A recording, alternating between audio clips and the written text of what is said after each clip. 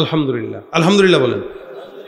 আল্লামা মুস্তাকুন নবী সাহেব দামাত বারকাতুহুল আলিয়া হযরত চলে আসছেন। আলহামদুলিল্লাহ, ধৈর্য আছে না বসার? ইনশাআল্লাহ হাকিমুন নফস যাকে বলা হয়।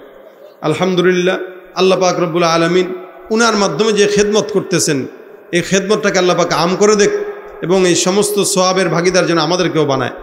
ইশকে নবী পারেন পারেন আপনাদের আওয়াজ দুর্বল, জোরে বলেন।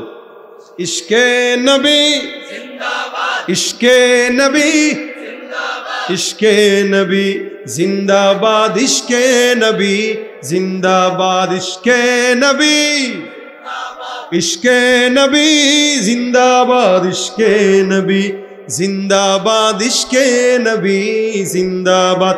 আমার মনের ভুবন জুড়ে উঠলো যখন চাঁদ, তারার মিছিল কোরাস ধরে বলল মুহাম্মদ।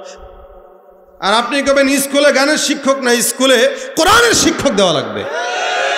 আমাদের দেশে এক প্রকার দালালেরা যারা বিগত বছরগুলোতেও ছিল, নতুন করে নতুন রূপে আবার আমাদের দেশে এসে স্কুলগুলোতে গানের টিচার বাধ্যতামূলক করার প্রজ্ঞাপন জারি করতে পারে, কিন্তু ধর্মীয় শিক্ষক প্রজ্ঞাপন দেওয়ার জারি করতে পারে না। তারা এরা ওপারের মানুষের কথা শুনে, বিদেশিদের কথা শুনে শুনে আমার দেশে তারা ওই প্রেসক্রিপশন অনুযায়ী দেশকে পরিচালিত করতে চায়। মনে রাখবেন, স্কুলে কেউ গান শেখানোর জন্য সন্তানকে পাঠায় না, স্কুলে আদর্শবান মানুষ হওয়ার জন্য পাঠানো হয়। সুতরাং স্কুলে গানের শিক্ষক দেওয়া, এটা বাংলাদেশে কোনো আপামর জনতা মুসলমান এটা সহ্য করতে পারবে না। যেখানে ধর্মীয় শিক্ষক না, এমন এমন এমন জায়গা আছে যে সমস্ত জায়গাগুলোতে কোরআনের শিক্ষাটা একটা হিন্দু শিক্ষককে দিয়ে পড়াইতেছে, একটা হিন্দু শিক্ষককে দিয়ে পড়াইতেছে। কোন জায়গায় আমরা আছি বলেন?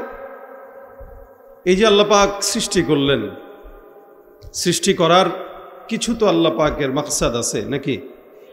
খুব বেশি বড় না। আল্লাহ পাক এক কথায় মাকসাদ বলে দিয়েছেন। আমরা বিয়ে শাদী করি, মনে করেন আপনি যদি বলি বিয়ে করছেন কেন, আপনি বলবেন ভাই বিয়ে করছি আমার যৌবিক চাহিদা আছে, আমার রান্না করা লাগে, আমার মায়ের খেদমত করতে হয়, বাবার খেদমত করা লাগে, বাচ্চা কাচ্চা লাগবে, নানান কারণ দিবেন। এতগুলা কারণ, বিয়ে করছেন একটা না? কারণ এতগুলা বিয়ে করছেন কয়টা? একটাই করেন, সমস্যা নেই, কিন্তু নেককার করেন। অর্থাৎ আমি বুঝাইতে চাইছি আপনার বিয়ের মাকসাদ কিন্তু অনেকগুলা, কিন্তু আমল কয়টা? কাজ একটাই। একটা কাজের পিছনে অনেক কিছু নিহত আছে। ওইটার জন্য করছি, ওইটার জন্য করছি, এটার জন্য করছি, কোনো একটা যদি ঘাটতি হয় আপনি বউরে পিটান শুরু করেন। আল্লাহ পাক এক কথায় বলে দিয়েছেন যে এত কিছু দরকার নাই, তোমাদেরকে আমি সৃষ্টি করেছি একটা মাত্র কারণ, মা খালাকতুল জিন্না ওয়াল ইনসা ইল্লা লিয়াবুদুন, বাস খালাস। আল্লাহ বলেন সব বান্দাকে, ইনসান এবং জিন্নাত, এক দুনিয়াতে বসবাস করে ইবাদতকারী দুইজন, ইনসান আর জিন্নাত, আর অন্য কারো ইবাদত নাই। ফেরেশতাদের ইবাদত ওটা আল্লাহ বিচার করবেন না, ওদেরকে অটো ইবাদতের আদত দিয়ে আল্লাহ পাক বানায় দিয়েছেন। কিয়ামত পর্যন্ত ওরা তাসবিহ তাহলিল করে, এটাই তাদের খাদ্য। সুবহানাল্লাহ। ফেরেশতাদের ক্ষুধা লাগে না, খাওয়ার কোনো মেজাজ নাই। কেন থাকবে? বলে ওরা যখন আল্লাহর তাসবিহ তাহলিল যখন করে তখন ওদের পেট আল্লাহ পাক ভরায় দেয়। আপনার আমার তো ক্ষুধা আছে। তো ভাই, ইনসান আর জিন্নাত এরাই ইবাদত করে। আল্লাহ পাক বলেন এদেরকে এক কথা, বাস মা খালাকতুল জিন্না ওয়াল ইনসা ইল্লা লিয়াবুদুন, শুধুমাত্র আমার ইবাদতের জন্য পাঠিয়েছি, বাস খালাস। এখন আসেন, ইবাদতটা কি? ইবাদত কি শুধু নামাজ আদায় করা?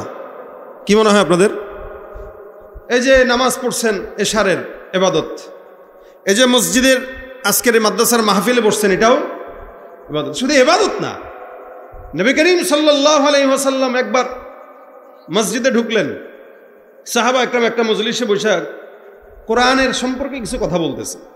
আমরা যেরকম কোরআন নিয়ে আলোচনা করতেছি, এরকম সাহাবা আজমাইন বসে বসে কোরআনের আলোচনা করতেছে। রাসূল সাল্লাল্লাহু আলাইহি ওয়াসাল্লাম বলছেন, এই তোমরা এই জায়গায় কেন বসছো? ইয়া রাসূলুল্লাহ, আল্লাহর দ্বীন কোরআনের আলোচনার জন্য বসছি। বলছেন তোমরা কি সত্যি আল্লাহর কোরআনের জন্য বসছো? বলে হ্যাঁ। আল্লাহি তোমরা কি আল্লাহর কোরআনের জন্য আলোচনা করতে বসছো? বলে হ্যাঁ। রাসূল সাল্লাল্লাহু আলাইহি ওয়াসাল্লাম 3 বার জিজ্ঞাসা করলেন, এরপরে বললেন, শোনো, তোমরা যে মিথ্যা বলবা এটার জন্য আমি তোমাদেরকে 3 বার স্বীকারোক্তি নেই নাই। আমি কেন নিয়েছি জানো? এই মুহূর্তে আল্লাহ পাক আমার কাছে জিবরিলকে পাঠিয়ে বলেছেন যে এই যে কোরআনের মজলিসে যারা বসছে, আমি আল্লাহ পাক রব্বুল আলামিন এদের সব গুনাহ মাফ করে দিছি, এদের জন্য জান্নাতের ওয়াদা দিয়ে দিছি। তোমরা আল্লাহকে না দেখে তোমরা কোরআনের কথা বলার জন্য এই জায়গায় বসে গেছো, তো আল্লাহ পাক তোমাদের এই মজলিসটাকেই ফেরেশতাদের মাধ্যমে ঘেরাও করে রেখে দিয়েছেন। সুবহানাল্লাহ। ভাই, একটা মুমিন শুধুমাত্র নামাজ পড়বে আর ইবাদত হবে এটা না। মুমিন মসজিদে গেলে যেমন ইবাদত, মুমিন বাজারে গেলেও তেমন ইবাদত। অর্থাৎ আমি 2টা জিনিসের নাম কেন বললাম? আহাব্বুল বিলাদি ইলাল্লাহি মাসাজিদুহা ওয়া আবগাদুল বিলাদি ইলাল্লাহি আসওয়াকুহা। নবী করিম সাল্লাল্লাহু আলাইহি ওয়াসাল্লাম বলেন, আল্লাহ পাকের কাছে এই জমিনের সবচাইতে পছন্দনীয় জায়গা হলো মসজিদ, আর আল্লাহর কাছে সবচাইতে অপছন্দনীয় জায়গা হলো। আচ্ছা বলেন তো, বর্তমান সময়ে মসজিদে মানুষ বেশি না বাজারে মানুষ বেশি? মার্কেটে মানুষ বেশি না মসজিদে মানুষ বেশি? আর একটু জোরে বলেন। ফজরের নামাজে মানুষ পাইছেন, কিন্তু জুমায় ছিল কি ছিল না? আমাদের দেশের মুসল্লিদের হালত এরকম, ফজরের নামাজের মসজিদের দিকে তাকাইলে মনে হয় এদেশে নাস্তিক আর বেঈমান ভরা, আর জুমার নামাজের মসজিদের মুসল্লিদের দিকে তাকাইলে মনে হয় দেশে ইমানদার আর ইমানদার ভরা। কেন? জুমার নামাজে 3 তলা 4 তলা মসজিদ পর্যন্ত ভরপুর হয়, আর ফজরের নামাজে 5 জনকেও তালাশ করে পাওয়া যায় না। কথা বলেন ঠিক কিনা? তুমি রমজান এলে রাখো না রোজা, দিনকে করো আঘাত, পয়সা করির নেই তো অভাব, দাও না তো যাকাত, তুমি ইমানদারির বড়াই করো, নেই তোমার ইমান, তুমি কেমন মুসলমান, তুমি কেমন মুসলমান তুমি? কথা ঠিক কিনা? নামাজের সাথে নাই পরিচয়, মানো না কোরআন, নামাজের সাথে নাই পরিচয়, মানো না কোরআন, তুমি কেমন মুসলমান তুমি? আপনারা দুর্বল হয়ে রয়েছেন, কথা কয় না, দুর্বল হয়ে রয়েছেন। আচ্ছা বলেন তো, যুদ্ধের ময়দানে জয়লাভের জন্য কি 1000 মুজাহিদ দরকার? দরকার না। ইমানওয়ালা জোশওয়ালা 313 জন হইলেই যথেষ্ট। কথা বলে না? যুবক কারা কারা একটু হাতটা তুলেন। মাশাআল্লাহ। মুরব্বীরা সব বুড়া, কিন্তু কিছু কিছু মুরব্বী হাত তুলছে, হাত নামান। ওই যে কাকায় হাত তুলছে সাদা দাড়িওয়ালা, এটাও গুড, এটা ভালো জিনিস। দিনের জন্য একজন 80 বছরের বৃদ্ধ পর্যন্ত যুবক হয়ে চাওয়া চাই। কথা বলে না কেন? দিনের জন্য 80 বছরের মুরব্বী পর্যন্ত কি হওয়া চাই? যুবক হওয়া চাই। যদি 80 বছরের মুরব্বী যুবক হতে পারে, ওই মুরব্বীকে দিয়া দিনের বিজয় অর্জন করা সম্ভব। আর কোন যুবক যদি 25 বছর হওয়ার পরেও সে যুদ্ধের ময়দানে কোনো কাজে না লাগে, ওকে চুরি পরায় ঘরে পাঠায় দেন, ওর মতো যুবক দরকার নাই। কথা ঠিক কিনা? তো যুবক তো সবাই আমরা। নারায়ে তাকবীর, নারায়ে তাকবীর। আল্লাহ দ্বীনের জন্য কবুল করুক, বলেন আমিন। ইমানের জন্য কবুল করুক, বলেন আমিন। আমাদের এই আওয়াজ যদি থাকে, ইনশাআল্লাহ বাংলাদেশে এই নতুন করে কোনো প্রকার সন্ত্রাস, কোনো প্রকার চাঁদাবাজ, কোনো প্রকার দুর্নীতিবাজ, কোনো প্রকার নাস্তিক্যবাদী মাথা চারা দিয়ে ওঠার কোনো সুযোগ নাই, কোনো সুযোগ নাই। খালি যদি ইমানটা এরকম থাকে, খালি যদি ইমানটা এরকম থাকে। এই জন্য আওয়াজ, মানুষের সংখ্যা কম হোক, শক্তি কম থাকুক, কিন্তু দিলের ইমান যেটা, এটা তাজা থাকা লাগবে। দিলের ইমান তাজা যদি থাকে, বেশি লোক দরকার নাই, 10 জন হইলেই এলাকার ভিতরে বিপ্লব ঘটানো সম্ভব। কথা ঠিক না ভাই আমার? আমাদের দেশের মসজিদগুলোতে লোক কম, বাজারে লোক বেশি। তাও বাজারে নারী বেশি পুরুষের চাইতে, নাকি পুরুষ বেশি? এমন অবস্থা, এখন আমরা বাজারে যাইতে গেলেও চিন্তা করি, আরে যাবো কি যাবো না, কারণ মহিলাই তো বেশি। এই জন্য অনেকে এখন আর বাজারে যাওয়া বন্ধ করে দিয়েছে, বউরাই পাঠায়, যাও তোমরাই যাও, যেই জায়গায় তোমরাই বেশি তোমরাই থাকো। এই হলো হাল। অথচ আল্লাহর কাছে পছন্দের জায়গা মসজিদ, খারাপ জায়গা বাজার। কিন্তু বাজারে গেলেও ইবাদত হয় কখনো কখনো। কিভাবে? নবী করিম সাল্লাল্লাহু আলাইহি ওয়াসাল্লাম বলেছেন, কাজ যদি দুই তরিকায় হয়, কয় তরিকায় বলেন না? এক নম্বর, কেউ যদি যে কোনো কাজ আল্লাহ পাকের রেজামন্দি মোতাবেক করে। দুই নম্বর, নবী করিম সাল্লাল্লাহু আলাইহি ওয়াসাল্লামের সুন্নাহ মোতাবেক করে। এই দুই তরিকায় যে কোনো কাজ, ওটা ইবাদত। সুবহানাল্লাহ কয় না? এটা কি? আচ্ছা বলেন, বাথরুম যাওয়া কিভাবে হবে এটা রাসূল শিখাইছেন কি শিখান নাই? নবী শিখাইছেন। নবী শিখাইছেন বাথরুমে কেমনে যেতে হবে। নবী করিম বলেন, তোমরা বাথরুমে ঢোকার আগে দোয়া পড়ো, আবার বের হওয়ার সময় দোয়া পড়ো। তাহলে বাথরুমে যতক্ষণ থাকবা ততক্ষণই তোমার সওয়াবে আল্লাহ পাক রব্বুল আলামিন আমলনামায় লেখা শুরু করবেন। বাথরুমে যাওয়াটা ইবাদত। বাজারে যাচ্ছ, নিয়ত করো যে আমি বাজারে কেন যাব? যে আমি আজকে বাজারে যাব, বাজারও করবো, যতজন মানুষকে দেখবো সালামও দেবো। সুবহানাল্লাহ, ইবাদত হয়ে যাবে। এক সাহাবী ছিলেন, সাহাবা একরামদের এরকম আমল ছিল, এরা খালি বাজারে যাইতেন। এক সাহাবী এরকম বাজারে যাইতেন। তা একজন জিজ্ঞাসা করতেছে, খাদেম জিজ্ঞাসা করতেছে, আপনি খালি বাজারে যান, অথচ আল্লাহর কাছে পছন্দনীয় জায়গা মসজিদ, খারাপ জায়গা বাজার, তা তুই বাজারে খালি দৌড় দেন কেন? আমি বাজারে যাই কেন জানো? বলে কেন? আমি বাজারে যাই হলো লোক গণনা করে সালাম দেওয়ার জন্য, কারণ আমাদের সমাজে রাস্তাঘাটের চাইতে বাজারেই মানুষ বেশি। সাহাবীর কথা বলতেছে। তা আমি বাজারে যাই এই নিয়তে যে আমি বাজারে যাকে দেখি তাকেই সালাম দেই, যাকে দেখি তাকেই সালাম দেই, যাতে করে আমার প্রত্যেকটা সালামের বরকতে আল্লাহ পাক আমাকে সওয়াব লেখে এবং আমার অহংকার যেন দিলের ভিতরে দমে যায়। সুবহানাল্লাহ। দেখেন, এই সাহাবী বাজারে যায় কেন? সালাম দিতে। এই হলো হাল। তাহলে ও তার বাজারে যাওয়াটাও কি ইবাদত? তার বাজারে যাওয়াটাও ইবাদত। একটা মানুষ বাথরুমে যাবে ইবাদত, বাজারে যাবে ইবাদত, খানা খাবে ইবাদত, বিবির সঙ্গে রাত্রেবেলা প্রেমের আলাপ করবে, সেটাও ইবাদত। সুবহানাল্লাহ কয় না? আপনারা কথা বুঝেন না মনে হয়। বিবি আছে কার কার? সবারই আছে, আমারও তো আছে। কার কার আছে দেখি না, হাত তুলেন। একটা আছে না? একটা তো আছে। নামান। এই যে বিবি আছে, যাদের নাই আল্লাহ এদেরকে দেখ। বয়স তো হওয়া লাগবে। বয়স না হলে পোলাপান যদি কয় আমিন, তা তো মুশকিল। অবশ্যই এখন পোলাপানেরও দরকার। কেন দেখেন না, 13-14 বছরের পোলাপান পর্যন্ত জেনায় লিপ্ত হয়ে যায়। আমাদের দেশে বিবাহটা কঠিন, জেনাটা সহজ। অথচ ইসলামে বিবাহ সহজ, জেনা কঠিন। কথা বুঝেন নাই? ইসলামে বিবাহ কি সহজ, জেনা কি কঠিন। আমাদের দেশে ব্যভিচার সহজ, বিবাহ কঠিন। এজন্য জেনা বাড়তেছে।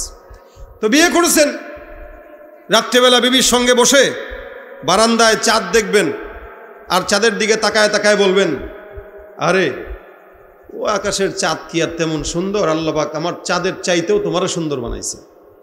কারে বলবেন এটা? বিবিকে বলবেন। বিবিকে যদি মহাব্বতে এই কথাটা বলতে পারেন, আল্লাহর কসম এই কথাটা আপনার ইবাদত হবে, নফল ইবাদতের সওয়াব হবে। আপনি বিশ্বাস করলেন না? অনেক এক বুজুর্গ ছিলেন, তিনি বলতেন যে আমার কাছে সারা রাত জেগে নফল ইবাদত করার চাইতে বিবির সাথে হাসি মজা করা, এই ইবাদত কামানোটা অনেক বেশি পছন্দের। কারণ সারা রাত নামাজ পড়া, নফল পড়া, তেলাওয়াত করা এটা কষ্ট, কিন্তু বিবির সাথে হাসি মজা করা, গল্প করা, আদর আপ্যায়ন করা এটা আরাম। এই আরামেও আছে, আবার সওয়াবেও আছে। সুবহানাল্লাহ, আরামও আছে, সওয়াবও আছে। এজন্য রাত্রিবেলা কখনো কখনো বিবির সাথে বলবেন, তুমি তো চাঁদের চেয়েও সুন্দর, কালা হোক না। এই কালো বিবিটাকে যখন বলবেন চাঁদের চেয়ে সুন্দর, দেখবেন আপ্যায়ন বাড়বে না কমবে? বাড়বে না কমবে? কারণ আপনার কাছে নিজের ঘরের বউ শত সুন্দর হোক, এটার ভালো লাগে না, পাশের বাড়ির ভাবিরে ঠিকই ভালো লাগে। যার কারণে মেসেজ দিতে ভুল করে না। ভাবি আসসালামু আলাইকুম, কেমন আছেন? আরে আল্লাহ, ভাবি, আমার ভাবি। আরে ভাবি, ভাই ভাবির সাথে এত কি? কারে মিয়া, ভাবি আমার এটা মায়ের মতো। কি কন দত, আমার কি মন এত নোংরা নাকি? নবী করিম সাল্লাল্লাহু আলাইহি সাল্লাম বলেন, আল হামু কাল মাউত। রাসূল বলেন, দেবর ভাবির সম্পর্ক মৃত্যুর সম্পর্কের সমতুল্য।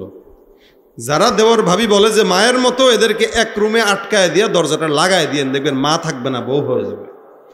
কথা বুঝে না এরা? নবী বলতেছেন এটা মৃত্যুর মতো, আপনি বলতেছেন মায়ের মতো। আজীব হাল। এজন্য ভাবিকে নয়, শালীকে নয়, অন্য কোনো পরনারীকে নয়, ভালোবাসার কথা কাকে বলতে হবে? কাকে বলতে? বিবিকে। বলেন কাকে? বিবিকে বলবেন, সওয়াব হবে। এখন বলবেন চাঁদের চেয়ে সুন্দর। আল্লাহ পাক বলেছেন লাকাদ খালাকনাল ইনসানা ফি আহসানি তাকওয়িম। আল্লাহ পাক সুন্দর বানাইছেন এবং সবচাইতে সুন্দর বানাইছেন। সুতরাং চাঁদের চাইতেও আল্লাহ পাক একটা ইনসানকে সুন্দর বানাইছেন। কথা বলে না? চাঁদের চেয়েও কি সুন্দর। এখন এই বিবিকে সুন্দর বলবেন, ইবাদত। কখনো কখনো সন্তানকে থাপ্পড় দিবেন, ইবাদত। কেন? এই থাপ্পড় দিছি সে নামাজ আদায় করে না, এই কারণে। কখনো কখনো কারোর সঙ্গে ঝগড়া লাগবেন, কি নিয়া? ও বলবে মিয়া স্কুলে গানের শিক্ষক দেওয়া লাগবে। এই জন্য আল্লাহ পাক সব কিছু ইবাদতের জন্য বানাইছেন, বান্দাকে ইবাদতের জন্য বানাইছেন। কিন্তু ইবাদতের ভিতরেও তো উত্তম ইবাদত আছে। নবী করিম সাল্লাল্লাহু আলাইহি সাল্লাম বলেন আফদলুল ইবাদাতি তিলাওয়াতুল কুরআন। আফজাল ইবাদত কি?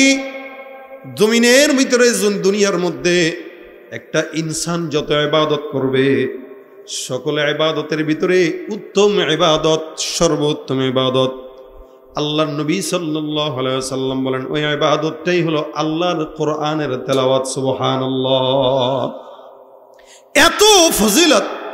নবী বলেন আমি বলবো না যে আলিফ লাম মিম একটা শব্দ, বরং আলিফ একটা অক্ষর, লাম একটা অক্ষর, মিম একটা অক্ষর। এই তিনটা অক্ষর যদি কেউ পড়ে, বুঝুক আর না বুঝুক, প্রত্যেকটা অক্ষরের বিপরীতে আল্লাহ পাক 10টা করে নেকি দান করে দিবেন। সুবহানাল্লাহ। শুধু তাই নয়, কোন ইমানদার বান্দা যদি মুখে জড়তা নিয়েও আল্লাহর কোরআনের তেলাওয়াত করতে চায়, পড়তে পারে না কিন্তু পড়ার চেষ্টা করে, একবার পড়তে যায় ভুল হয়ে যায়, আবার পড়তে যায় ভুল হয়ে যায়, আবার শুদ্ধ করে, বারবার জবানটাকে বারবার এলোমেলো করে, পড়তে পারে তো পারে না। আল্লাহ রসুল বলেন ওই বান্দাটা যে নাকি জবানে জড়তা নিয়ে তারপরে কোরআন পড়ে, আমার আল্লাহ ওই বান্দার জন্য প্রত্যেকটা অক্ষরে 10টা করে নেকি দান করে দিবে। ভাইরা আমার, ইবাদতের জন্য আল্লাহ বান্দারে পাঠাইছেন উত্তম ইবাদত তেলাওয়াতুল কুরআন। তেলাওয়াতে কোরআনটা এমন একটা ইবাদত যে ইবাদতের কারণে আল্লাহর নবী সাল্লাল্লাহু আলাইহি ওয়াসাল্লাম বলেন কিয়ামতের ময়দানে বান্দা যখন কবরের মধ্যে চলে যাবে, কোরআনটা বান্দার সঙ্গী হয়ে ডান পাশে এসে দাঁড়ায় যায়, বলবে আল্লাহ এই বান্দাটা জমিনের মধ্যে আমাকে ভুলে নাই, যার কারণে আজকে কবরের মধ্যে আমি বান্দাকে ভুলি নাই। এই বান্দাকে জান্নাতে না নেওয়া পর্যন্ত আমি কোরআন বান্দার পাশে দাঁড়ায় গেলাম। ডানে দাঁড়াবে, বামে দাঁড়াবে, সামনে পিছনে চতুর্দিকে বান্দাকে প্রোটোকলের মতো করে কোরআনটা হেফাজত করবে। আল্লাহর কাছে ডাক দেয়া বলবে মালিক এই বান্দাটা কোরআনকে ভুলে নাই, যার কারণে কোরআন এই বান্দাকে ভুলবে না। আল্লাহ পাক রব্বুল আলামিনের হাবিব বলেন এই কারণে বান্দা কোরআন বেশি বেশি তেলাওয়াত করো। আল্লাহ পাক বান্দাকে আগে কোরআন শিক্ষা দিয়েছেন, তারপরে মানুষ বানাইছেন। কেন? বলে এই জমিনের ভিতরে অনেক বান্দা আছে, কেউ কোরআন পড়ে, কেউ কোরআন পারে না। এ মুসলমান বলেন তো, যারা পারে যারা পারে না তারা কি সমান? হ্যাঁ, কুল হাল ইয়াস্তাবিল্লাযীনা ইয়ালামুনা ওয়াল্লাযীনা লা ইয়ালামুন। আল্লাহর নবীকে আল্লাহ পাক রব্বুল আলামিন বলেন পয়গম্বর আপনি বলেন যারা জানে যারা জানে না, অর্থাৎ যারা কোরআন জানে, যারা দ্বীনের ইলম জানে আর যারা জানে না, এরা কি কখনো সমান? বলে না না, এরা কখনো সমান হতে পারে না। অর্থাৎ কোরআনের ইলম যার আছে আল্লাহ পাক জমিনের মধ্যেও তাকে সম্মানিত করেছে, আবার আখিরাতেও তাকে সম্মানিত বানায় দেয়। সম্ভবত উহুদের যুদ্ধে যারা শহীদ হয়েছে সাহাবা একরামদের ভিতরে, এই উহুদ যুদ্ধে যারা শাহাদাত বরণ করেছে, এদেরকে কাউকে এক কবরে অনেকজনকে দাফন করে দিস। যুদ্ধের ময়দান তো বিশাল বড় গর্ত করে কবরে একই সাথে ওভাবে দাফন করে দিছে। কখনো এক কাপড়ে 2 জনকে দাফন করে দিছে। রাসূল করিম সাল্লাল্লাহু আলাইহি ওয়াসাল্লাম এরকম যাদেরকে দাফন করেছে তাদেরকে তো করেছেই, বাকি তাদের ভিতরে ওই সমস্ত ব্যক্তিদেরকে নবী বেশি সম্মানিত করেছেন এই শহীদদের ভিতরে যারা ছিল কোরআনের হাফেজ। সুবহানাল্লাহ। সাহাবী বলেন যে আমরা রাসূলকে দেখেছি যে নবী যখন শহীদ হাফেজ যারা ছিল এদের লাশটা রাখবে, তো রাসূল বলেছেন এই ও কি হাফেজে কোরআন? বলে হ্যাঁ। তাহলে ওর লাশটা আগে দাও, তারপর অন্যদেরটা দাও। সুবহানাল্লাহ। কারণ বলে ও হাফেজে কোরআন হওয়ার কারণে জমিনে থাকতে যেরকম ওর সম্মান ছিল, মরার পরেও কবরেও তার সম্মান আল্লাহ পাক দান করছেন। সুবহানাল্লাহ। নবী পর্যন্ত তার লাশটা, হ্যাঁ যে হাফেজ তার লাশ আগে দাও, তারপর অন্যদেরটা দাও। কোরআনের কারণে বান্দা সম্মানিত হয়। এই জন্য হাদিসে পয়গম্বর বলেন, নিশ্চয় আল্লাহ পাক রব্বুল আলামিন কোরআনের কারণে জমিনের মধ্যে অনেক বান্দাকে সম্মানিত করে, আবার অনেক বান্দাকে কোরআনের কারণে আল্লাহ পাক বেইজ্জতি করে। ইন্নাল্লাহা ইয়ারফাউ বিহাযাল কিতাবি আকওয়ামা ওয়া ইয়াদউ বিহি আখারিন। আমার পয়গম্বর হাদিসের ভিতরে ডাক দিয়া কয়, নবী করিম সাল্লাল্লাহু আলাইহি ওয়াসাল্লাম বলেন, জমিনের মধ্যে এমন এমন কিছু বান্দা আছে যারা কোরআনের কারণে সম্মানিত হয়, আবার কোরআনের কারণে লাঞ্ছিত হয়। এমন এমন বান্দা আছে যার এলাকার ভিতরে এক বিন্দু পরিমাণও দাম নাই, কৃষক অথবা রিক্সাওয়ালা অথবা মুচি, কিন্তু একটু একটু করে টাকাগুলো জমা সন্তানটাকে হাফেজে কোরআন বানাইছে। এই যে মুচির সন্তান আসলেই তো দাম হওয়ার কথা না, কিন্তু মুচির ছেলেটা হাফেজে কোরআন হওয়ার কারণে জমিনেও দাম, কিয়ামতেও দাম। হযরত ওমর রাদিয়াল্লাহু তাআলা আনহু একজন সাহাবী, বিখ্যাত সাহাবী, শুধু সাহাবী না, যাকে দেখলে শয়তান পর্যন্ত ভয় পাইত। আমিরুল মুমিনিন মক্কায় লিডার পাঠায় দিলেন, নেতৃত্ব দেওয়ার জন্য কর্মচারী পাঠাইলেন হযরত নাফে রাদিয়াল্লাহু তাআলা আনহু। খুব বুঝবেন, নাফে রাদিয়াল্লাহু তাআলা আনহুকে আল্লাহর নবী সাল্লাল্লাহু আলাইহি ওয়াসাল্লামের সাহাবী ওমর মক্কা, তায়েফ এই সমস্ত এলাকার কর্মচারী পাঠায় দিয়েছেন, যাও এই সমস্ত এলাকা দায়িত্ব তোমার কাছে দিলাম, এগুলো তুমি কন্ট্রোল করবা। এই কন্ট্রোল করতে যায় আপডেট জানানোর জন্য প্রতিমধ্যে একটা জায়গায় হযরত আমিরুল মুমিনের সঙ্গে সাহাবী নাফে রাদিয়াল্লাহু তাআলা আনহু দেখা করার জন্য গেলেন। বহুদূর ওমর ডাক দিয়া কয়, তুমি যে আমার সঙ্গে দেখা করতে আসছো, তোমার অবর্তমানে কাকে দায়িত্ব দিয়ে আসছো বলো। অর্থাৎ এলাকার প্রতিনিধি চলে গেছে, মনে করেন অনেক দিনের জন্য। এতদিনের জন্য যে তুমি গেলা, তুমি কাকে রেখে গেলা? ওই জায়গায় দায়িত্বটা কাকে দিয়ে আসলা? মক্কার তায়েফে কাকে দায়িত্ব দিয়ে আসলা বলো? নাফে রাদিয়াল্লাহু তাআলা আনহু বলতেছেন, খুব বুঝবেন, নাফে রাদিয়াল্লাহু তাআলা আনহু বলতেছেন, আমিরুল মুমিনিন, আপনি আমার উপরে যেই দায়িত্ব দিয়েছেন, এই দায়িত্বটা আমি আপাতত আমার অবর্তমানে আমাদের একজনকে দিয়েছি, তার নাম অমুক। এবার আমিরুল মুমিনিন বলে, অমুককে তো চিনলাম না। হযরত নাফে বলেন, চিনবেন কিভাবে? আমাদের যত গোলাম আছে, এই গোলামদের মধ্যেও সে একটা গোলাম, তাকে আমি আজাদ করে দিয়েছি। সুবহানাল্লাহ। আচ্ছা বলেন তো, গোলামের দাম বেশি না কম? কম। বেশি না কম? কম। কারণ এই গোলাম আগে মক্কায় কেনা হইতো, টাকা দিয়ে গোলাম কেনা হইতো। এখন গোলাম আজাদ করতো মানুষ, তখন সে স্বাধীন। গোলাম একটা, তাকে আজাদ করা হয়েছে, এরকম গোলামের কাছে মক্কা আর তায়েফের দায়িত্ব অর্পণ করে আমিরুল মুমিনের সাথে দেখা করতে গেছে। আমিরুল মুমিনিন ডাক দেয়া, আহারে, সামান্য একজন গোলামের কাছে মক্কা আর তায়েফের দায়িত্ব অর্পণ করে আসলা, এটা কি তুমি ভালো করেছো? আমিরুল মুমিনিন যখন প্রশ্ন করলেন নাফেকে, নাফে ডাক দেয়া কয়, এ আমিরুল মুমিনিন, যদিও সে একজন গোলাম, কিন্তু আমাদের মধ্যে এই গোলামটাই আল্লাহর কোরআনের সবচাইতে বেশি ইলম রাখে। সুবহানাল্লাহ ওয়া বিহামদি। যদিও সে গোলাম, কিন্তু কোরআনের জ্ঞান তার কি কম না বেশি? অনেক বেশি। আমাদের ভিতরে এই লোকটার জ্ঞান অনেক বেশি, যার কারণে আমি তাকে ওই জায়গার দায়িত্ব অর্পণ করে আসলাম। হযরত আমিরুল মুমিনিন ওমর ডাক দেয়া কয়, ইন্নাল্লাহা, আরে পয়গম্বর মুহাম্মদুর রাসূলুল্লাহ সাল্লাল্লাহু আলাইহি ওয়াসাল্লামের কথাই তো সত্য। আপনার আমার নবী বলেছিলেন, ইন্নাল্লাহা ইয়ারফাউ বিহাযাল কুরআনি আকওয়ামা ওয়া ইয়াদউ বিহি কওমান আখরিন। নবী আমার বলে গিয়েছেন, নিশ্চয়ই কোরআন এমন একটা কিতাব, যেই কিতাবটা বান্দা কিছু কিছু বান্দাকে সম্মানিত করে, আবার যেই কিতাবটার কারণে অসম্মানিত বান্দা অসম্মানিত হয়। অর্থাৎ এই গোলামটা, যার কোনো দাম ছিল না, সম্মান ছিল না, শুধুমাত্র কোরআনের ইলমের কারণে, এই কোরআনের জ্ঞান তাকে এখন মক্কা আর তায়েফের কর্তৃত্ব তার কাঁধে অর্পণ করায় দিয়েছে। সুবহানাল্লাহ। শুধুমাত্র কোরআনের কারণে, শুধুমাত্র কোরআন। এই জন্য রাসূল বলেন, তোমরা কোরআন শিখো এবং শিখাও। আসমানের নিচে জমিনের উপরে ওই ব্যক্তিটাই সবচাইতে বেশি দামি। খায়রুকুম মান তাআল্লামাল কুরআনা ওয়া আল্লামাহ। আল্লাহর নবী সাল্লাল্লাহু আলাইহি ওয়াসাল্লাম বলেন, জমিনের মধ্যে যেই বান্দা কোরআনের ইলম শিখে আর শিখায়, আসমানের নিচে জমিনের উপরে আল্লাহর কাছে ওই বান্দাটার সম্মান সবচাইতে বেশি দামি। এই ব্যক্তিটা কোরআনের কারণে যদিও গোলাম, কিন্তু নেতৃত্ব দান করে দিল। আল্লাহ পাক কোরআনের কারণেই কৃষকের সন্তানকেও দামি বানায়, কোরআনের কারণেই অনেক মানুষকে সম্মানিত করে। আবার কোরআনকে অবহেলার কারণে একটা দেশের প্রধানমন্ত্রী হোক, সরকার হোক, এমপি হোক, তাকে কান ধরে আল্লাহ পাক রব্বুল আলামিন ক্ষমতা থেকে নামাইতেও পারে। এটাই হলো কোরআনের আজমত, যে কোরআনকে মর্যাদা দিবে আল্লাহ তাকে মর্যাদা দিয়ে দিবে, শুধু কি দুনিয়াতে না, আখিরাতে। আর যে কোরআনকে অপমানিত করবে তাকে আল্লাহ দুনিয়াতেও অপমানিত করবে, কিয়ামতেও অপমানিত করবে।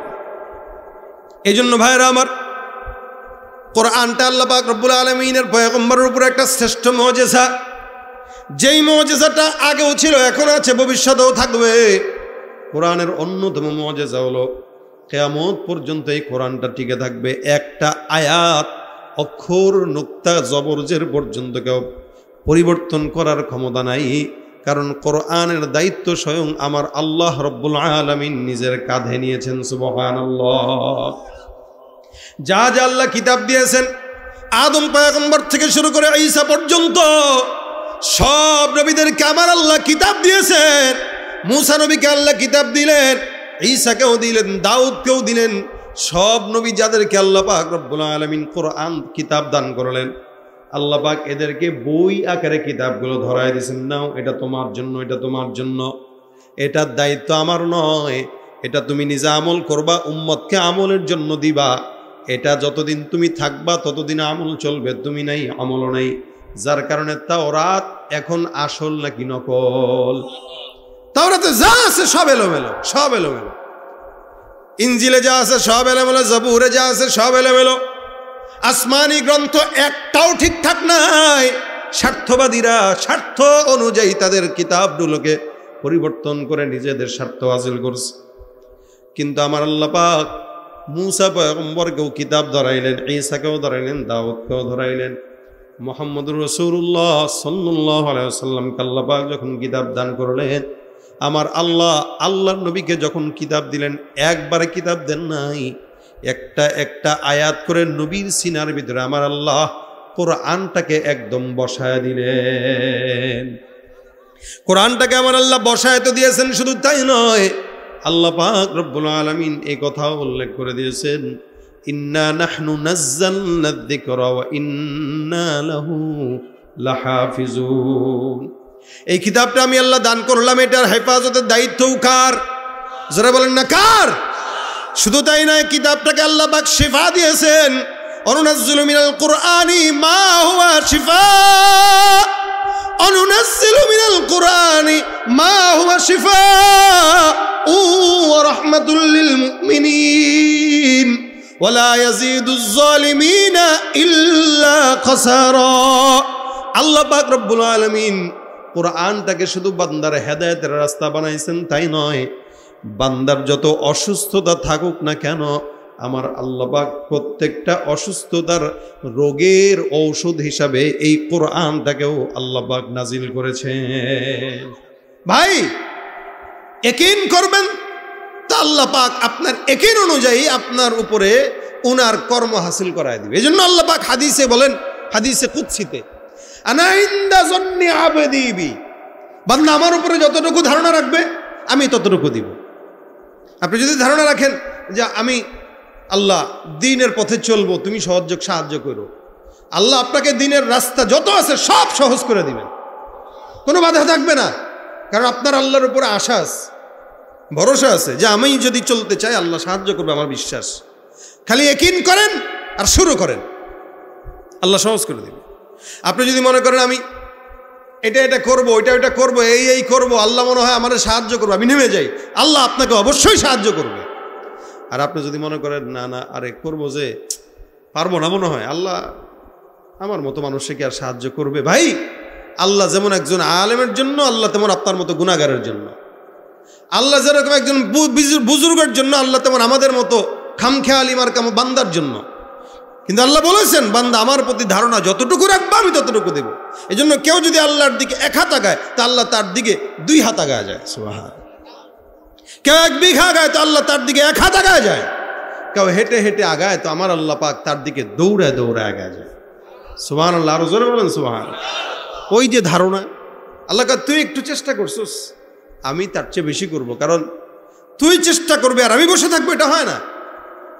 এই কারণে আল্লাহ পাক রব্বুল আলামিন বান্দাকে ডাক দেয়া কয়, সব কিতাবের দায়িত্ব আমি আমার কাঁধে নেই নাই, কিন্তু কোরআনের দায়িত্ব আমার হাতে নিলাম। ইন্না নাহনু নাযালনা যিকরা ইন্না লাহু লাহাফিজুন। যার কারণে আখিরি জামানার নবীর বিদায় হওয়ার পর থেকে আজ পর্যন্ত ১৫০০ বছর হতে লাগলো, এখনো পর্যন্ত কোরআনের একটা নুকতাও কেউ পরিবর্তন করার দুঃসাহস করতে পেরেছে না, পারবেও না ইনশাআল্লাহ। কেন? ওই যে একদিকে হাফেজ মারবেন, শেষ করবেন, দেখবেন অন্যদিকে অন্য কোনো হাফেজ দাঁড়ায় গেছে।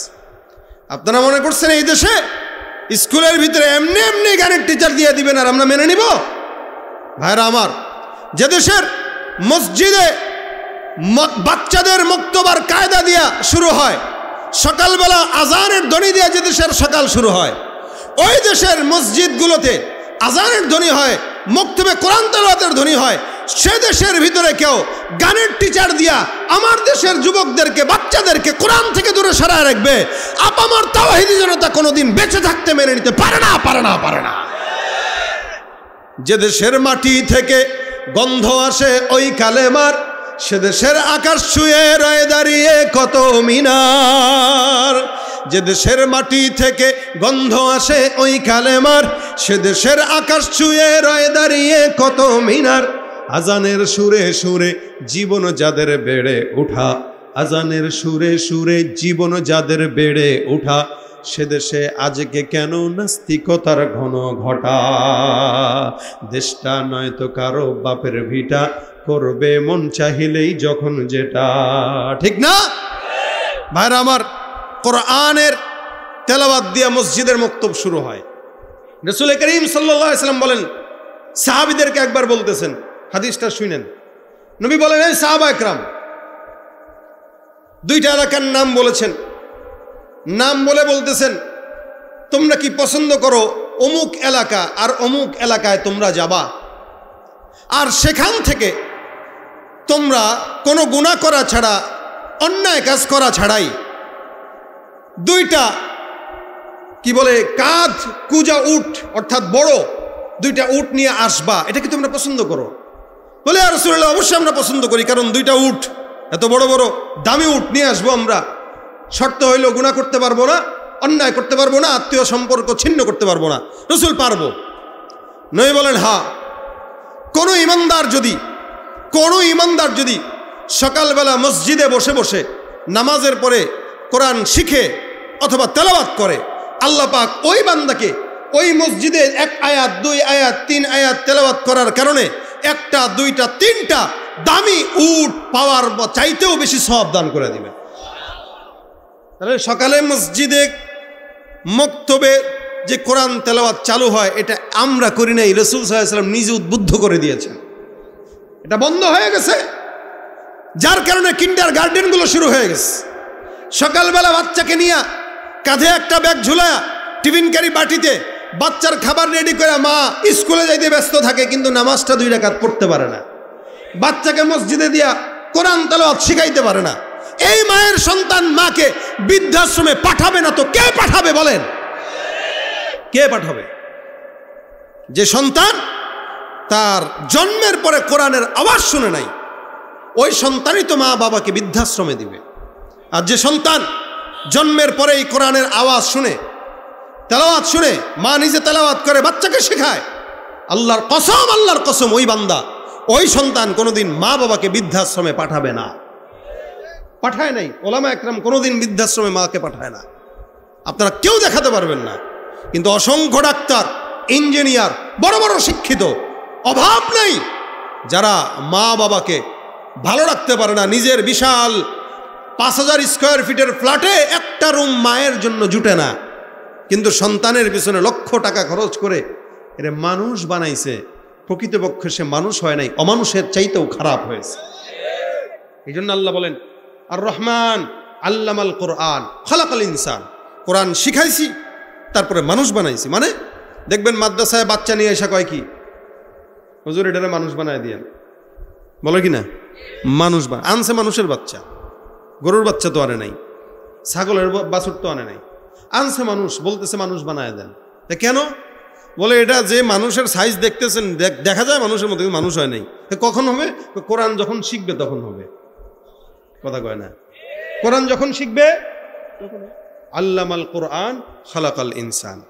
আগে যে কোরআন শিখবে আল্লাহ তাকে মানুষ বানায় দিবে, আর যে কোরআন শিখবে না দুনিয়ার লাইনে অনেক বড় শিক্ষিত হইতে পারে, লেকিন মানুষের কাতারে পড়তে পারে না। ঠিক কিনা জোরে কর? এজন্য কোরআন যে শিখবে ওর কোনো টাকা না থাক, অন্য কিছু না থাক, সে মানুষ, সে মানুষ। আর যার ভিতরে কোরআনের জ্ঞান নাই কিন্তু অনেক বড় শিক্ষিত, ও মানুষ না, ও জানোয়ারের চাইতেও খারাপ। ও মানুষ তো দূরের কথা, জানোয়ারের চাইতেও খারাপ। কেন? ও সব বুঝলো, দুনিয়া বুঝলো, দিন বুঝলো না, ওর ব্যবসা বুঝলো, কোরআন বুঝলো না, ও এলাকার ভিতরে রাজনীতি বুঝলো, আল্লাহর কোরআন শিখলো না। চাঁদাবাজি কেমনে করতে হয় এটা শিখলো, কিন্তু আল্লাহর কোরআন পড়তে হয় এটা শিখলো না। এই জন্য আল্লাহ বলেন উলাইকা কাল আনআম বাল হুম আদাল, এগুলা হায়াওয়ানের চেয়েও খারাপ, জানোয়ারের চেয়েও খারাপ। কেন? যার কাছে কোরআনের জ্ঞান নেই, রাসূল বলেন ওর মতো মিসকিন আর দুনিয়াতে কেউ হতে পারে না। কোরআনের জ্ঞান যার কাছে নাই সে কি? আসলে টাকা না থাকলে মানুষ ফকির বলে যে এটা ভুয়া কথা। বরং যার যত টাকা কম, হিসাব কম, এবং ধনীর 500 বছর আগে গরিব জান্নাতে যাবে। সুবহানাল্লাহ। ধনীর 500 বছর আগে গরিব জান্নাত। ভাই গরিব, আমার নবী গরিব ছিলেন। আমরা অনেক বড় লোক হইতে চাই না, তবে আল্লাহর কাছে দোয়া করি আল্লাহ সচ্ছলতার জিন্দেগি দেন। সচ্ছলতা মানে আমার চলতে ফিরতে খাইতে কোনো কষ্ট হবে না, এটা সচ্ছলতা। সচ্ছলতা মানে আমার বাড়ি আছে, গাড়ি আছে, এটা না। সচ্ছলতা মানে আমার চলতে ফিরতে খাইতে কষ্ট হবে না। এভাবে যদি কেউ দুনিয়ার থেকে যেতে পারে ঈমান নিয়া, ও ধনী ব্যক্তির 500 বছর আগে জান্নাতে যাবে। সুতরাং ভাই গরিব হইলে আফসোসের কিছু নাই। আল্লাহ পাকের হাবিব বলেছেন আর দুনিয়া সিজনুল মুমিন ওয়া জান্নাতুল কাফির, দুনিয়াটা মুমিনের জন্য এটা কারাগার। এখানে কষ্ট থাকবে, এখানে ব্যথা থাকবে, এখানে আযাব থাকবে, এখানে মামলা থাকবে, এখানে মোকদ্দমা থাকবে, এখানে জমি নিয়ে কেউ টান দিয়ে নিয়ে যাবে, এখানে কখনো কখনো কেউ জুলুম করবে। এটাই দুনিয়া মুমিনের জন্য। কিন্তু মনে রাখবেন প্রত্যেকটা জুলুমে, প্রত্যেকটা অন্যায়ে, প্রত্যেকটা আঘাতে, হাত্তাকে নবী বলেন কেউ যদি খেজুরের কাঁটা তার পায়েও ঢুকে, এই খেজুরের কাঁটা পায়ে ঢুকলে যে আঘাত পাইলো, এই আঘাতেও আল্লাহ পাক সওয়াব দান করে, গুনাহ মাফ করে। কত বড় কথা চিন্তা করেন। কেউ যদি একটা পিঁপড়ার কামড়ও খায়, আল্লাহ পাকের হাবিব বলেন আল্লাহ পাক তার গুনাহ মাফ করায় দেয়। কেউ যদি একটা খেজুর গাছের আঘাতও তার গায়ে লাগে, আল্লাহ পাক তার গুনাহ মাফ করায় দেয়। আলহামদুলিল্লাহ। আল্লাহ যদি বিপদ দেয়, দোয়া করবো আল্লাহ বিপদ মুক্ত হায়াত দেন। কিন্তু যদি দিয়েই দেয় তাহলে বুঝবো এই মুহূর্তে আল্লাহ আমাকে পছন্দ করছেন, যার কারণে দিয়েছেন। অবশ্যই এই বিপদের বিপরীতে আল্লাহ পাক আমার গুনাহ মাফ করতেছেন। এটাই মুমিনের শিক্ষা, এটা কোরআনের শিক্ষা। এটা যদি কোরআনের জ্ঞান না থাকে তখন কইবে আল্লাহ তুমি কি খালি আমার এই দেখছো? আছে না আল্লাহর এই বদদোয়া, আল্লাহ তুমি খালি আমারই দেখছো, অমুকে এই করছে, অমুকের বলা বিদেশ যায় কত কিছু করছে, আমার বলা কিচ্ছু বললো না, আল্লাহ আমার কপালে বুঝে এই ছিল। আল্লাহর গালি দেওয়া শুরু করে। ওই যে দিনের জ্ঞান নাই, মিসকিন। ওর মতো ফকির আর কে হতে পারে, ওর মতো মিসকিন কে হতে পারে যার ভিতরে কোরআনের ইলম নাই, জ্ঞান নাই। এজন্য ভাইরা আমার, কোরআনের ইলম আর কোরআনের জ্ঞান সবচাইতে দামি জিনিস। এটার মতো দামি জিনিস আর কারো নাই। এটার সম্পদ যার ভিতরে আছে ও উভয় জগতেই কামিয়াবি।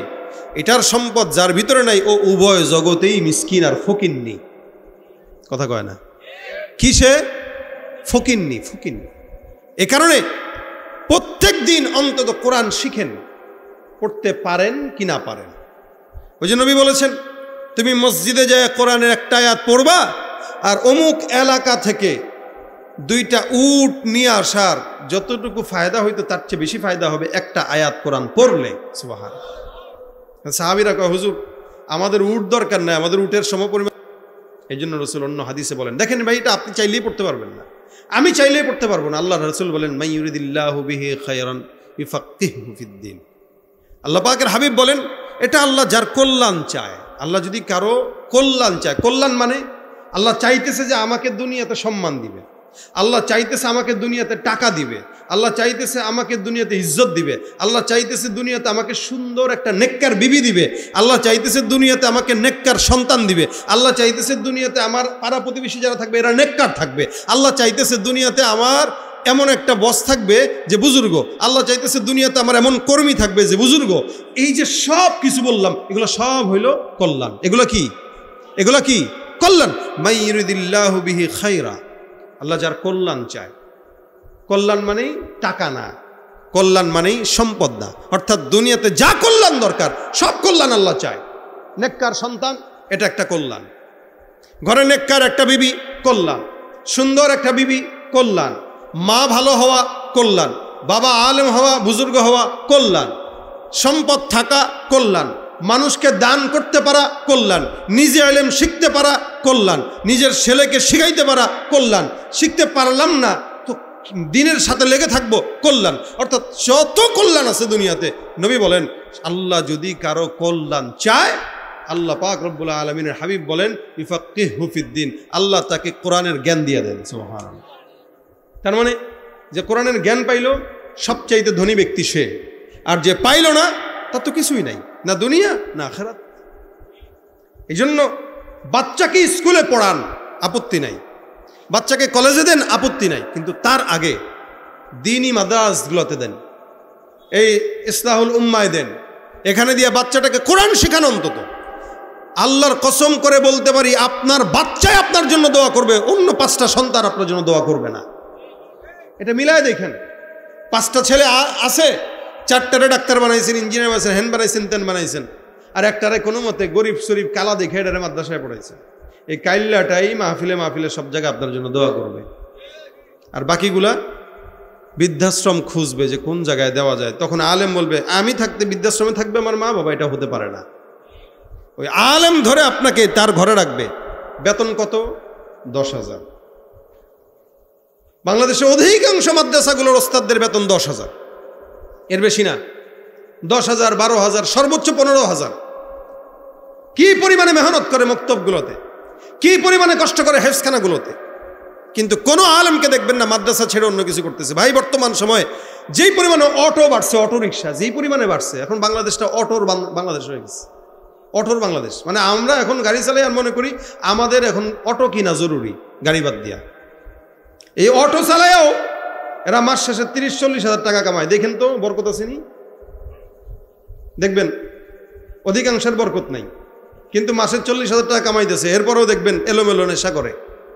কিন্তু একটা 15,000, 10,000 টাকার আলেম, আল্লাহর কসম আল্লাহ পাক তার সব কিছুতে বরকত দান করে।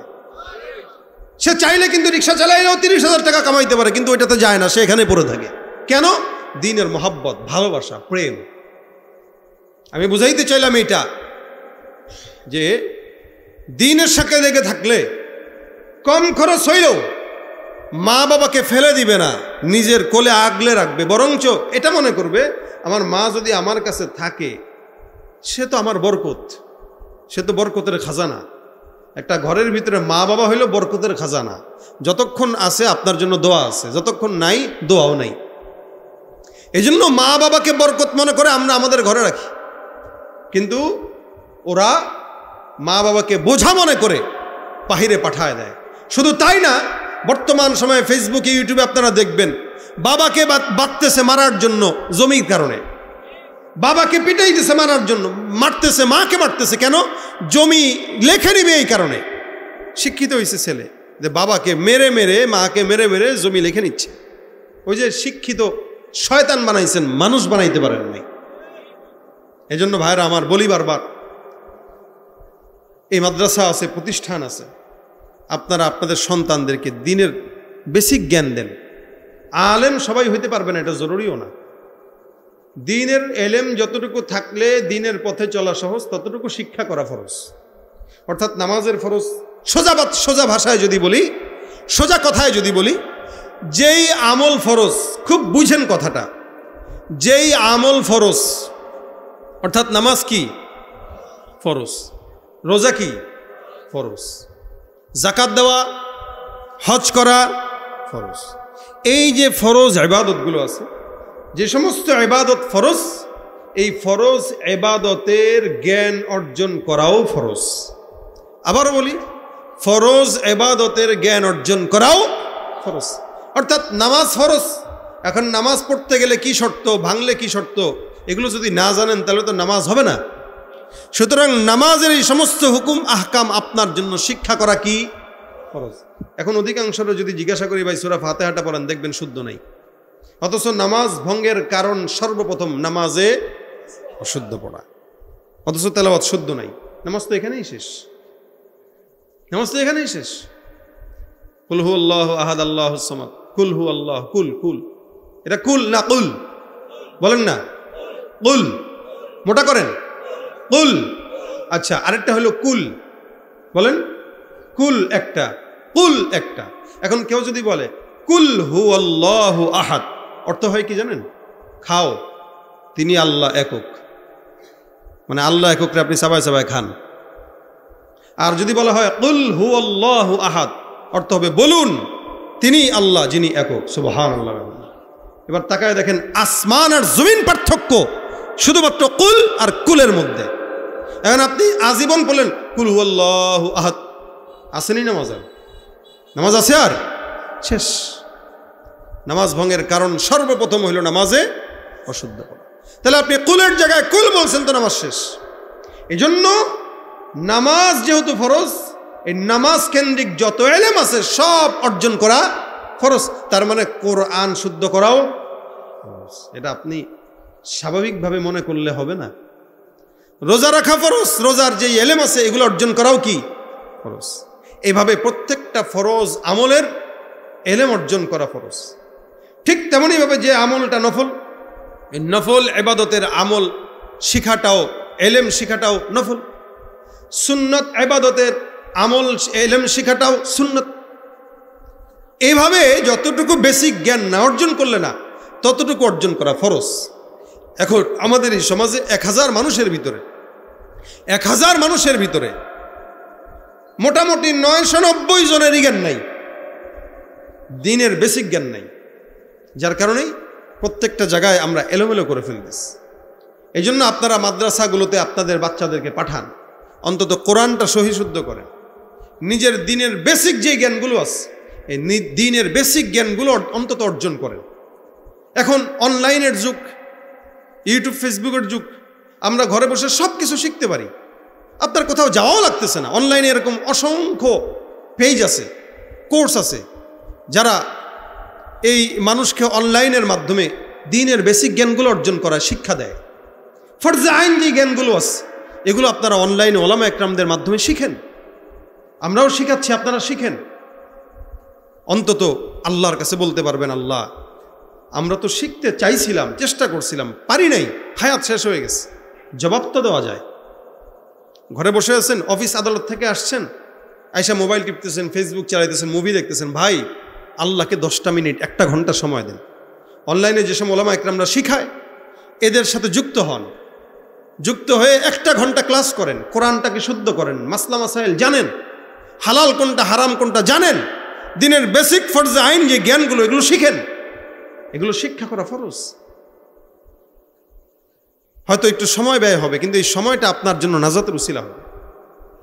এই জন্য আমরা দোয়া করি আল্লাহ পাক যেন আমাদের সকলকে দ্বীনের সহি এলেম দান করে, সহি এলেম দান করে, গলত এলেম না। একা একা পড়লেন, আপনি মনে করবেন ওলামা একরামের কাছে শিখবো কেন, আমি তো একা বই পড়লেই পারি। আবার হুজুরদের কাছে যাব, শিখবো, টাকা দিব, সময় নষ্ট করব। হ্যাঁ ভাই, ওস্তাদ ছাড়া ছাত্র যদি মাতবরি করে ওই ছাত্র গাতায় পড়ে। ওস্তাদ ছাড়া শিখে যদি গাড়ি চালাইতে যান গাতায় পড়বেন। এই জন্য প্রত্যেকটা জায়গার ওস্তাদ আছে, ওস্তাদ ছাড়া কেউ বড় হইতে পারে। এই জন্য একজন আলেমের তত্ত্বাবধানে থেকে দিন শিখেন, তাহলে আল্লাহ পাক সহি দিন শিখার তৌফিক দিবে। আল্লাহ পাক আমাদের সকলকে সহি দিন শিখার তৌফিক দান করুন। এই মাদ্রাসার জন্য আপনারা দোয়া করবেন, আল্লাহ পাক যেন এই মাদ্রাসাটাকে কবুল করে। আল্লাহ পাক রব্বুল আলামিন এই মাদ্রাসাটাকে এরা গত বছর শুরু করেছে, গত বছর থেকে এই পর্যন্ত আলহামদুলিল্লাহ মাদ্রাসার উন্নতি হয়েছে এবং আপনারাও মাদ্রাসার সাথে আছেন, আলহামদুলিল্লাহ লেগে থাকেন, মাদ্রাসার সাথে লেগে থাকেন, আল্লাহ পাক বরকত দিবে। এক সময় চমকাবে, মাদ্রাসার জায়গা হবে, হয়তো আশা করি এক সময় এই প্রতিষ্ঠানের জায়গা থাকবে, এই প্রতিষ্ঠানের বিশাল বড় দাওরা হাদিস পর্যন্ত হয়তো এই প্রতিষ্ঠান বড় হবে ইনশাআল্লাহ। আমরা আশাবাদী, আপনারা যদি সাথে থাকেন, দোয়া করেন, ইনশাআল্লাহ একদিন এটা হবে। তা আল্লাহ পাক যেন এই প্রতিষ্ঠানটাকে ওই পর্যন্ত নেয়, বলেন আমিন। এবং এই প্রতিষ্ঠানের সাথে যুক্ত আছেন আজকের মাহফিলের সম্মানিত সভাপতি, অনেক বড় একজন আলেম, অনেক বড় মানুষ, আল্লামা ডক্টর আব্দুল আজিম আল ফারুকি দামাত বারকাতুহু, অনেক বড় বুজুর্গ মানুষ, নিসবতি মানুষ, নিসবতি মানুষ। উনি শুধু আলেমই নন, এবং আলেমের মধ্যে উনি একজন ডাক্তার, একজন চিকিৎসক, ভালো আলেম, ভালো ডাক্তার, ভালো বুজুর্গ, এরকম একজন মানুষ এই মাদ্রাসার একজন মুরব্বী। আজকেও আসছে, কি আসছে?